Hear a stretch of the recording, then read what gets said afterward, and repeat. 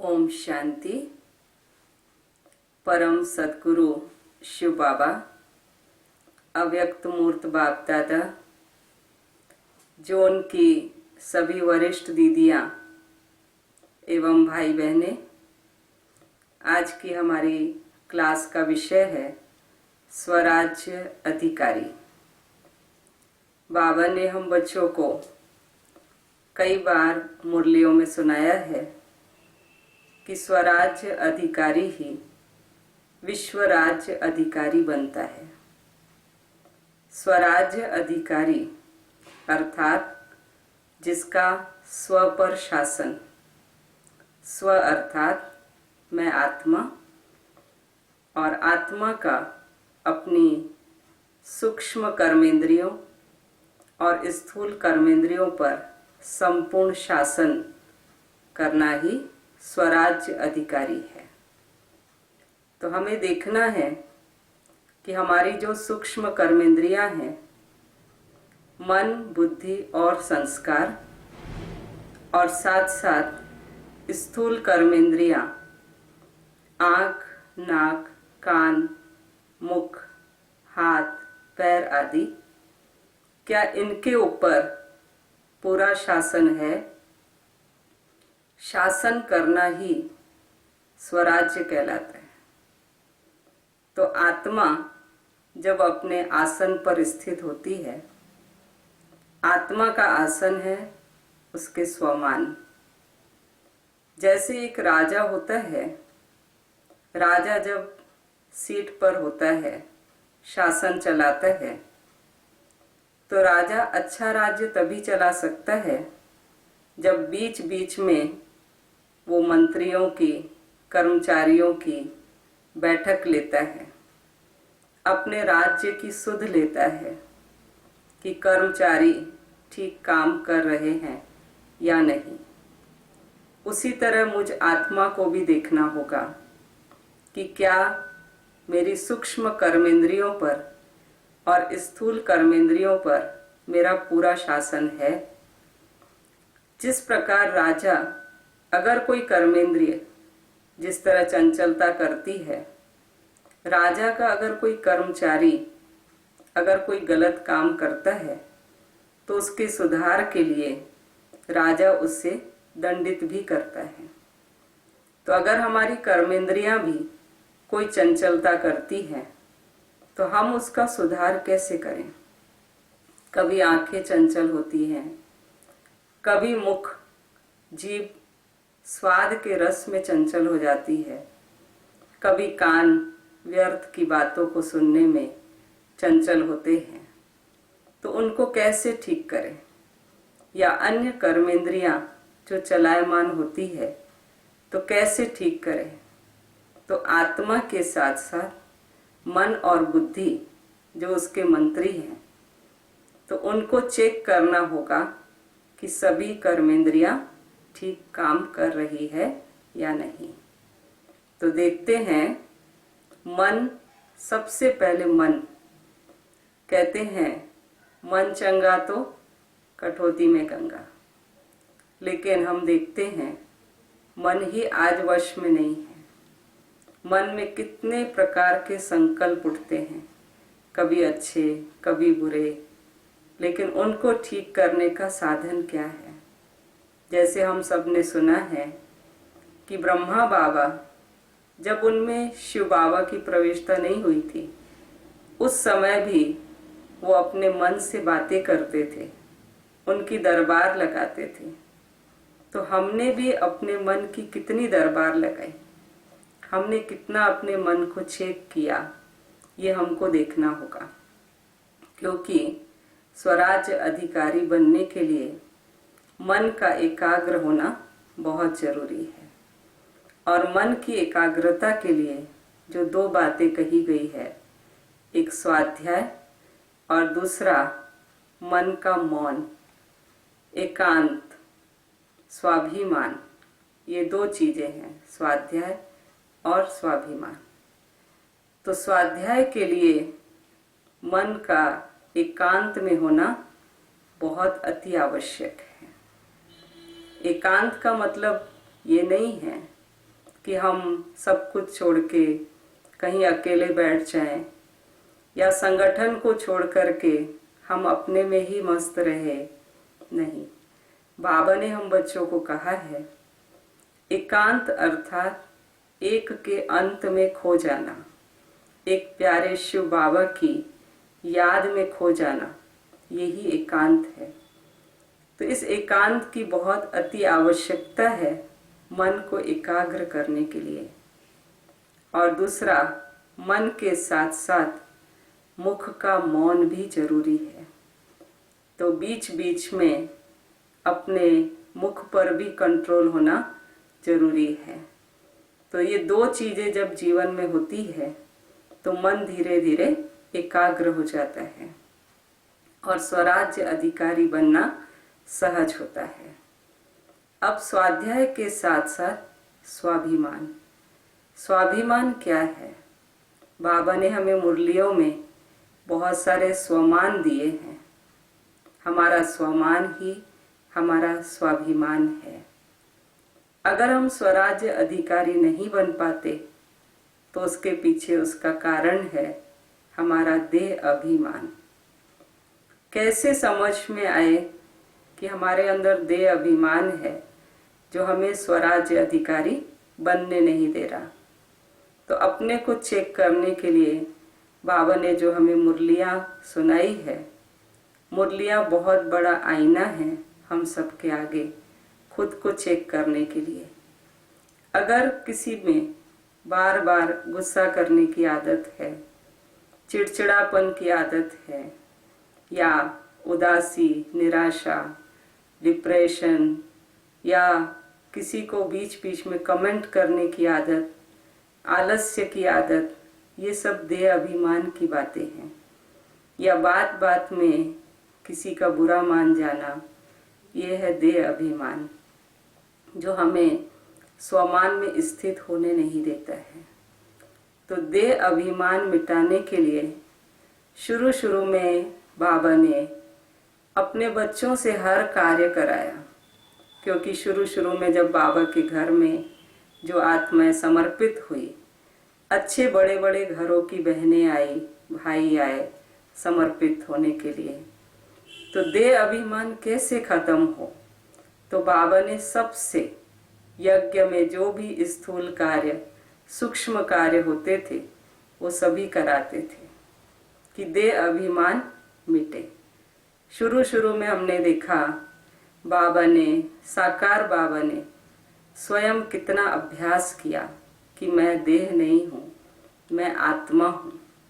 ये यशोदा भी आत्मा है, ये निर्मल शांता भी आत्मा है। तो जितना हम स्वमान का और आत्मा का अभ्यास करते हैं उतना हमारा स्वाभिमान पक्का होता जाता है और देह अभिमान खत्म होता है। हमने सुना है यज्ञ में दादियों ने, हमारे वरिष्ठ भाइयों ने और भी बहुत सारी आत्माओं ने इस पाठ को बहुत पक्का किया है कि मैं आत्मा हूँ, मैं आत्मा हूँ। ये बहुत बड़ी गुप्त तपस्या है स्वराज्य के लिए, क्योंकि जब तक हम आत्मिक स्थिति में, या जिसको हम स्व की स्थिति कहें, क्योंकि स्व की स्थिति ही हमें स्वराज्य अधिकारी बनने में मदद करती है। अगर स्व की स्थिति श्रेष्ठ है तो कितनी भी परिस्थितियां आए, हम उन परिस्थितियों का सहज रीति से सामना कर सकते हैं। तो स्व स्थिति अर्थात हमारा स्वाभिमान श्रेष्ठ होना बहुत जरूरी है। तो उसके लिए सबसे बड़े सौभाग्य की बात है कि हमें सतगुरु शिव बाबा मिला है, इतनी अनुभवी आत्माएं मिली है जिनके पास हम वो अनुभव लेकर के अपनी स्थिति को श्रेष्ठ बना सकते हैं। जैसे एक ड्राइवर होता है, गाड़ी को चलाता है और गाड़ी की संभाल भी करता है। अगर गाड़ी में कुछ प्रॉब्लम आ गई है तो वो उसको गैरेज में ले जाता है। अगर उससे स्वयं ठीक करने का संभव होता है तो ठीक करता है, नहीं तो उसको ठीक करने के लिए उसको गैरेज में ले जाता है। तो उसी तरह हम बाबा के बच्चे ज्ञानी आत्माएं हैं। इतना सुंदर बाबा का ज्ञान मिला है, उस ज्ञान के आधार पर अगर कोई इंद्रिय चंचलता करती है, मन बुद्धि संस्कार या स्थूल इंद्रियां, तो हम ज्ञान के आधार पर अपने आप को ठीक कर लें। अगर हम स्वयं से ठीक नहीं हो सकते हैं तो हमारे पास कई ऐसे स्थान हैं ठीक होने के लिए, जिसको हम गैरेज कह सकते हैं। जो हमारी वरिष्ठ निमित्त बहन होती है, साथी बहन होती है, उनके द्वारा, या फिर बाबा ने जो जोन के जिसको निमित्त बनाया है उनके द्वारा, या फिर मधुबन में हम आकर के तपस्या करके हम अपने आप को ठीक कर सकते हैं। तो वास्तव में हमारी स्व स्थिति जो हमारी अमानत है, आत्मा का श्रृंगार है, वो हम सबको बहुत बहुत जरूरी है, क्योंकि स्व स्थिति ही आत्मा की मूल निधि है। आप देखते होंगे जिस दिन स्थिति बहुत अच्छी होती है तो उस दिन हम कहते हैं आज बाबा ने मुरली बहुत अच्छी चलाई, या आज योग बहुत अच्छा लगा। वास्तव में मुरली तो रोज की अच्छी होती है, योग तो वही होता है, लेकिन निर्भर करता है हमारी स्थिति पर। जिस दिन वाकई में स्थिति बहुत श्रेष्ठ ऊंची स्थिति होती है, जब हम अपने स्वमान में स्थित होते हैं, उस दिन हमें सब कुछ अच्छा लगता है। और जिस दिन स्थिति ठीक नहीं होती तो हम कहते हैं आज कुछ ठीक नहीं लग रहा। तो अपनी स्थिति को संभाल के रखना ही स्वराज्य अधिकारी बनना है। तो स्थिति को हम तभी संभाल सकते हैं जब हम अपने लिए डेली कोई ना कोई अभ्यास के लिए एक स्वमान जरूर लें और दिन भर उसका अभ्यास करें, तो उस अभ्यास से हमारी स्थिति बहुत श्रेष्ठ बनती है। क्योंकि शुरू में भी जिन भाई बहनों ने तपस्या की है उनका यही अनुभव हम सुनते हैं। उन्होंने बार बार स्वमानों का अभ्यास किया है और सबसे हाईएस्ट स्वमान जो है, मैं मास्टर सर्वशक्तिमान हूँ। ये मास्टर सर्वशक्तिमान की स्थिति हमें स्वराज्य अधिकारी बना देती है। ऐसे को और भी बहुत सारे स्वमान हैं जो हमें स्वराज्य अधिकारी बनाते हैं। तो हमारा आत्मिक स्थिति का अभ्यास बहुत बहुत होना चाहिए, क्योंकि इस ज्ञान का पहला और अंतिम पाठ भी यही है कि अपने को आत्मा समझकर और शिव बाबा को याद करना है। कई बार कई भाई बहनें कहते हैं कि बाबा तो रोज रोज मुरली में वही कहता है कि अपने को आत्मा समझो, अपने को आत्मा समझो। तो सोचना चाहिए कि बाबा हमारा कितना सुप्रीम टीचर है, परफेक्ट टीचर है, कि जब तक बच्चे संपूर्ण नहीं बने हैं तब तक बाबा बार बार हमें ये पाठ याद कराते रहेंगे। और जब तक ये पाठ पक्का नहीं होता तब तक हम स्वराज्य अधिकारी भी नहीं बन सकते हैं। तो हमें कर्म करते, सब कुछ करते, ये पाठ पक्का करना होगा कि मैं आत्मा ये कर्म कर रही हूँ।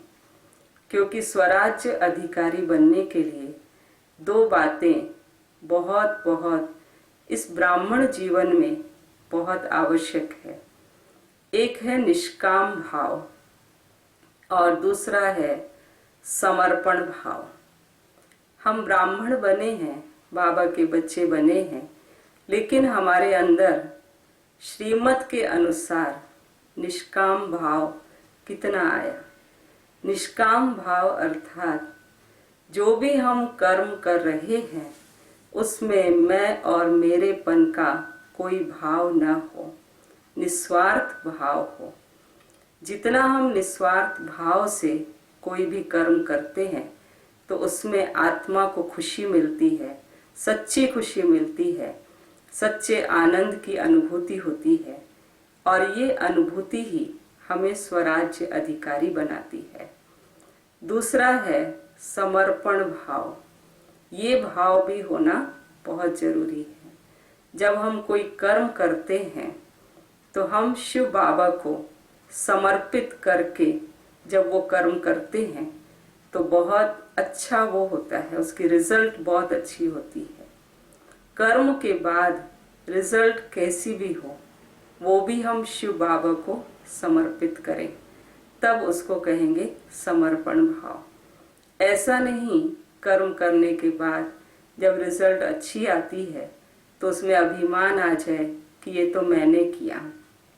अगर कुछ काम बिगड़ गया तो हम दोष दे देते हैं कि शिव बाबा ने मेरे को मदद नहीं की, या फलाने व्यक्ति ने ये काम किया इसलिए बिगड़ गया। नहीं, हमारा पूरा पूरा शिव बाबा के कार्य में समर्पण भाव होना चाहिए। और जितना हमारा समर्पण भाव होता है तो हम निर्लिप्त होकर के कर्म करते हैं, और जितना निर्लिप्त होकर के कर्म करते उतना स्वराज्य अधिकारी बनने में हमें मदद मिलती है। क्योंकि हम देखते हैं जो स्वराज्य अधिकारी आत्मा होती है उसकी ये निशानी है कि वो न्यारे और प्यारे बहुत रहेंगे, न्यारे भी रहेंगे और प्यारे भी होंगे। तो समर्पण भाव और निष्काम भाव ये न्यारे और प्यारे बनने में बहुत मदद करते हैं और स्वराज्य अधिकारी बनने में भी मदद करते हैं। तो स्वराज्य अधिकारी आत्मा जो होगी उसको कोई भी कर्मेंद्रिय कभी धोखा नहीं देगी। तो हमें अपनी कर्मेंद्रियों पर अच्छे से काम करना होगा और उन्हें सिखाना होगा कि स्वराज्य अधिकारी क्या होता है। एक बार की बात है, एक व्यक्ति एक दुर्जन पहाड़ी पर गया और उस पहाड़ी पर एक अकेली महिला बैठी हुई थी और कुछ कर रही थी। तो उस व्यक्ति ने सोचा, इतना खाली पहाड़ है, कोई आसपास दिख नहीं रहा है, लेकिन ये महिला इस पहाड़ी पर कर क्या रही है। उसको बड़ा आश्चर्य हो रहा था और उसने उस महिला से पूछा कि आप यहाँ क्या कर रहे हो। तो उसने कहा, मैं बहुत बड़ा काम कर रही हूँ। तो उसने कहा, आप अकेली ऐसा क्या काम कर रही हैं। तो उसने बताया कि मेरे पास 2 बाज हैं, 2 चील हैं, 2 खरगोश हैं और एक सांप है और एक शेर भी है। इनके ऊपर मुझे बहुत काम करना है, इनको मुझे प्रशिक्षण देना है, इनको मुझे आश्वासन देना है, इनको मुझे अपने वश में करना है। मैं वही काम कर रही हूँ। तो कहा, दिखाई तो नहीं दे रहे हैं, फिर आप कैसे काम कर रही हैं। तो कहा कि ये जो 2 मेरी आंखें हैं, वास्तव में ये 2 चील हैं जो हमेशा इधर उधर नजर जाती रहती है। भगवान ने जो कहा है कि स्व को देखो, आत्मा को देखो, तो ये आत्मा को न देख करके कभी किसी की देह तरफ आकर्षित होती है, कभी किसी वस्तु की तरफ आकर्षित होती है। तो मुझे इन्हें प्रशिक्षण देना है कि ये सिर्फ अपने लक्ष्य को देखें। और इसके साथ साथ मेरे पास जो 2 बाज हैं उनको भी मुझे अपने वश में करना है।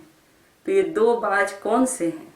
उसने कहा, जो ये 2 मेरे हाथ हैं, ये जो 2 पंजे हैं, ये कभी किसी को झपटने में, कभी कोई अच्छी चीज देखने के उसको उठाने में जो काम करते हैं तो ये विचलित हो जाते हैं।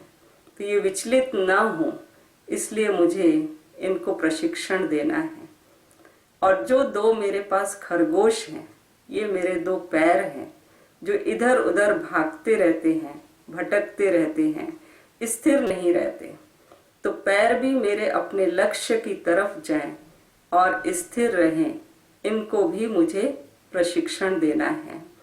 और फिर कहा कि 32 दांत के बीच में जो एक जीभ है जो अनेक स्वादों की तरफ आकर्षित होती रहती है, ये मेरा सांप है जिसको मुझे प्रशिक्षण देना है, अपने वश में करना है। और फिर कहा कि मेरे पास शेर है, बहुत बड़ा शेर है, वो शेर है मन। सबसे बड़ा प्रशिक्षण हमें अपने मन को देना होता है, क्योंकि कहते मन जीते जगत जीत। तो उस महिला ने कहा कि देखा, आपने सुना मुझे कितना बड़ा काम करना है। तो सोचिए, शिव बाबा ने भी हमें बहुत बड़ा काम दिया है, लेकिन हम ब्राह्मण बच्चे क्या वास्तव में वो काम कर रहे हैं? कहीं हम इधर उधर व्यर्थ की बातों में, WhatsApp chatting, Facebook, Instagram, Twitter, इन सब में तो बिजी नहीं है। तो अपने आप को चेक करना है कि मेरा मन और बुद्धि कहाँ कहाँ भागता है। उस मन और बुद्धि को मुझे प्रशिक्षण देना होगा। उसके लिए बाबा ने इतनी सुंदर मुरलियाँ, जो अव्यक्त मुरलियाँ भी हम सुनते हैं, साकार मुरलियाँ सुनते हैं, तो वास्तव में वो मुरलियाँ बहुत सुंदर प्रशिक्षण है हम सब के लिए कि हम अपनी कर्मेंद्रियों को कैसे वश में करें, तो स्वराज्य अधिकारी बनना सहज हो जाएगा। तो बाबा ने जो सुंदर बात हम सबको बताई है कि स्वराज्य अधिकारी ही विश्व राज्य अधिकारी बनता है। जब बाबा कभी कभी मुरलियों में बच्चों से हाथ उठवाते हैं कि कौन लक्ष्मी नारायण बनेगा, तो सब हाथ उठाते हैं, कोई भी ऐसा नहीं होता जो हाथ न उठाए। आज सब चाहते हैं कि हम विश्व राज्य अधिकारी बने, लेकिन उस विश्व राज्य अधिकारी के पहले हमें स्वराज्य अधिकारी बनना ही होगा। स्वराज्य अधिकारी बनने के लिए हमें खुद में, बाबा में और ड्रामा में निश्चय होना बहुत ज़रूरी है। जब हम ड्रामा के पट्टे पर चलते रहते हैं तो हमारा पुरुषार्थ बहुत अच्छा होता है और स्वराज्य अधिकारी बनना भी बहुत सहज होता है। लेकिन जब हम ड्रामा की बात को भूल जाते हैं कि हर आत्मा का अपना पार्ट है, हर आत्मा अपना अपना रोल अदा कर रही है, इस बात को जब हम विस्मृति में आ जाते हैं, तब हमारे अंदर क्या, क्यों, कैसे के क्वेश्चन उठते हैं कि ये आत्मा ऐसा क्यों करती है या ये ऐसा क्यों करता है। और इन सब से पार होने के लिए ड्रामा का ज्ञान, ड्रामा में निश्चय होना बहुत ज़रूरी है। अगर थोड़ा भी निश्चय टूटता है ड्रामा से तो हम हिल जाते हैं, विचलित हो जाते हैं, फिर स्वराज्य अधिकारी बनना बहुत मुश्किल लगता है।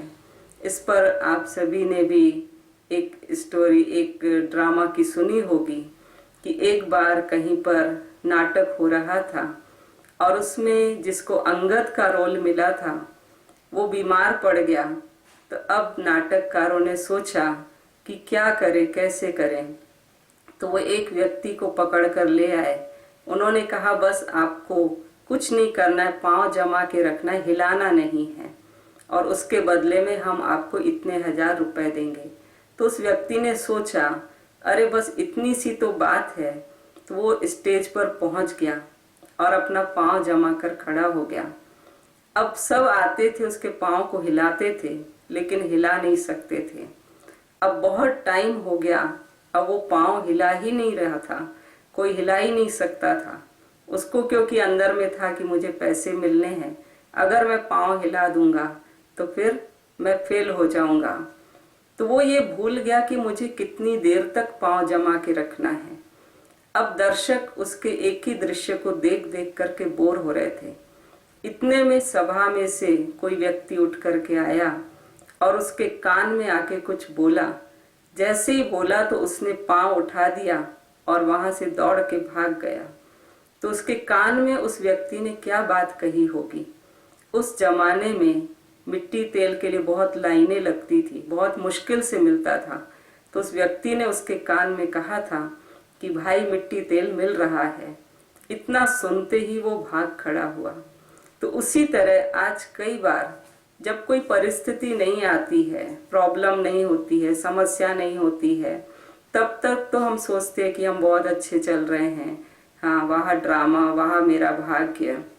लेकिन कभी कभी कान में कोई व्यर्थ बात अगर सुनाई पड़ जाती है कि अरे आपके लिए उसने ऐसा कहा, या कोई भी बात, तो वो बात हमें हिला देती है कि अरे उसने ऐसा क्यों किया, क्या किया, क्या क्यों में चले जाते हैं। गुलजार दादी जी बहुत सुंदर इसके ऊपर क्लास भी कराते हैं कि ये 5 तरह के जो क्वेश्चन मार्क हैं, क्या, क्यों, कैसे, कब, किसने, ये कै करना मना कौवा बनना। तो ड्रामा में अटल रहने के लिए हमें क्या, क्यों से परे जाना होगा। और जब हम ड्रामा के पट्टे पर चलेंगे तो हम बहुत सहज ही स्वराज्य अधिकारी बन सकते हैं।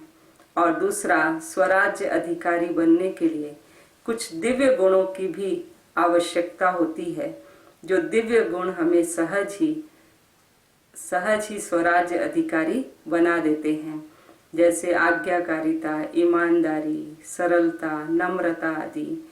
और इन सब गुणों की जननी तो पवित्रता है। जितनी हमारे अंदर पवित्रता होती है, प्यूरिटी होती है, तो ये कर्मेंद्रियां भी शांत रहती हैं। जहाँ अपवित्रता अंदर आती है तो ये कर्मेंद्रियां चंचल हो जाती हैं। तो पवित्रता का होना बहुत जरूरी है। और जितना हमारे अंदर प्यूरिटी होगी तो ये दैवी गुण भी हमारे अंदर होंगे और बहुत सहज हम स्वराज्य अधिकारी बन सकते हैं।